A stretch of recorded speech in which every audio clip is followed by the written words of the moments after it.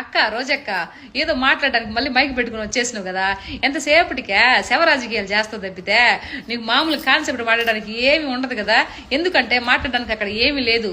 అద్భుతంగా పరిపాలన జరుగుతూ ముందుకెళ్ళిపోతా ఉంది. ప్రజలు కూడా చూస్తా ఉండరు.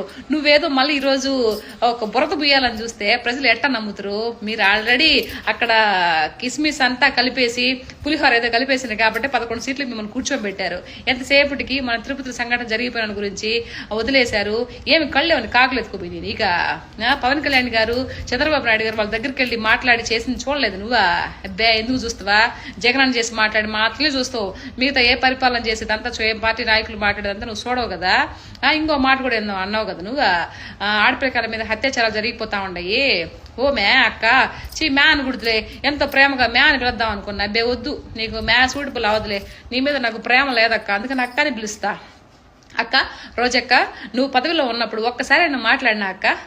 మాట్లాడవు. మనకు పదవి లేనప్పుడు ఎన్ని గుర్తొస్తాయి, పదవి ఉన్నప్పుడు ఏమి గుర్తురావు. టూర్ తిరగడానికి గుర్తొస్తాయి, అంతే కదా. ఇంకోటి ఏదో మాట్లాడుతూ ఉండవు జాబ్ క్యాలెండర్లో.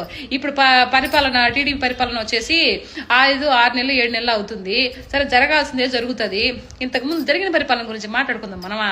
జగన్మోహన్ రెడ్డి అన్న మీరు పరిపాలనలో ఉన్నప్పుడు ప్రతి సంవత్సరం జాబ్ క్యాలెండర్ రిలీజ్ చేస్తా అన్నాడు. చేసినాడా? అడిగే దమ్ముంది నీక? అబ్బే లేదు. ఈ రోజు నీకు మళ్ళీ ఒక మొటిక్క అయ్యేసరికి వచ్చిన